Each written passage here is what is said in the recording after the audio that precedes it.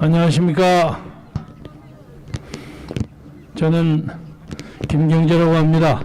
8천만 해외 동포 여러분, 그리고 북한 주민, 그리고 국민 여러분 안녕하십니까.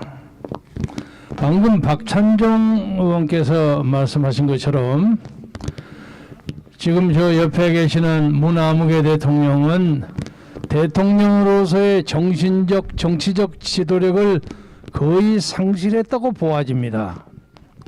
흔히 사람들이 얘기하는 레임덕 레벨이 붙어가지고 지금 이 정권이 내리막길을 가는데 덜컹덜컹 많은 사고가 벌어지면서 내리막길을 가는데 브레이크가 제대로 작동이 되는지 안 되는지 그냥 내리꽂히는지 우리가 불안합니다.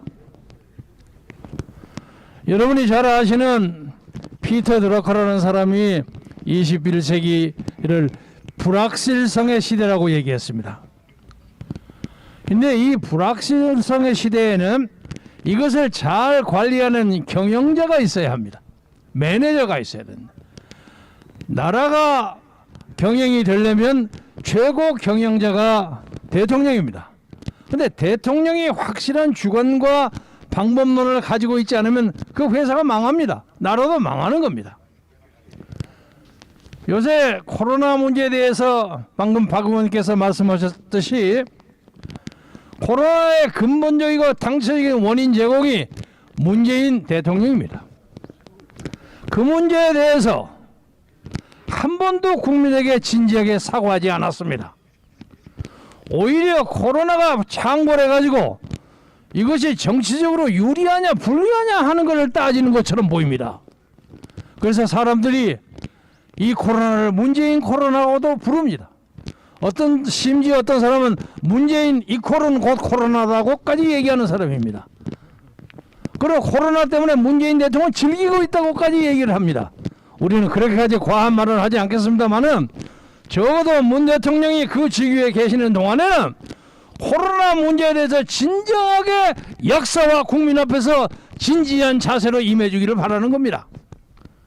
최근에 이 들이박히는 레임덕 버스가 인사로 엉망진창이 되고 있습니다. 여러분 잘 아시죠? 인사가 만사입니다. 그런데 문재인 대통령이 하고 있는 이 인사는 만사에 맞는지 망해버리는 망사에 해당되는지 우리가 구분할 수가 없을 지경입니다. 어쩌면 대한민국에 그렇게 수많은 인재들이 많은데 어쩌면 꼭 그런 사람들만 골라서 장관이니 뭐니 시키는지 이해할 수가 없어요. 아니 저도 개인적으로 한 3,000명 가까운 많은 인재풀들을 가지고 있습니다. 내 친구들 후배들 많이 있는데 아니 어떻게 그런 법무부 장관이니 뭐 대법원장이니 그런 사람들은 골라서 하는지 이해가 안 되는 거예요. 나는 개인적으로 그 양반을 비난할 생각은 없습니다만은 최근에 추미애 후임으로는 박범계라는 사람이 있죠. 그 사람이 오래전에 익산 오거리 살인사건에 재판을 해갖고 10년형을 때렸어요. 그런데 나중에 그 범죄가 풀렸어. 살인범이 따로 나왔어. 그래서 어떤 청년을 10년 동안 무고하게 감옥소에 집어넣은 사람이 바로 박범계 판사예요. 이런 걸 생각하지 않고 어떻게 이런 사람을 법무부 장관을 시킵니까? 이해가 안 돼요. 이해가 안 돼요. 그래서 저는 오히려 이 문제에 대해서 불확실성을 해결해야 할 당사자인 문 대통령 자신의 불확실성 주체가 되지 않는가. 아무것도 확실하지가 않아요. 아무것도 확실하지 않아. 김명수 대법원장 보세요.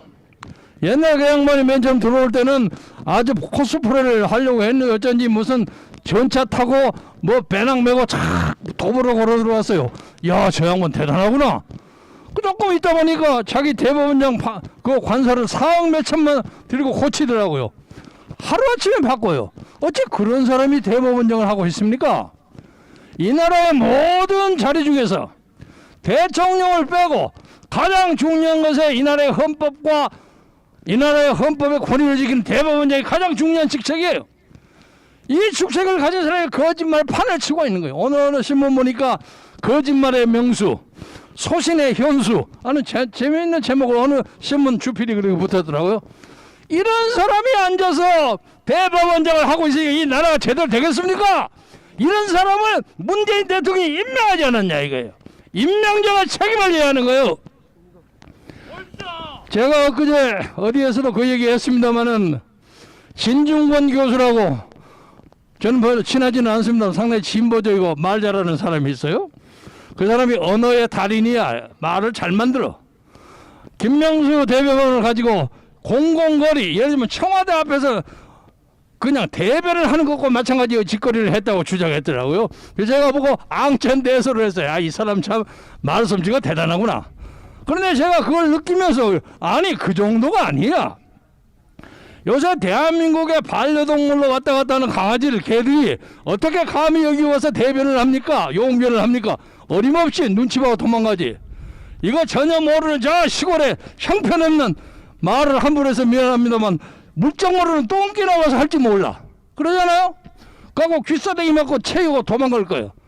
그러니까 여기서는 감히 국민의 반려동물로 각광받고 있는 강아지를 봐서도 감히 공공도로에서 용변 안 합니다.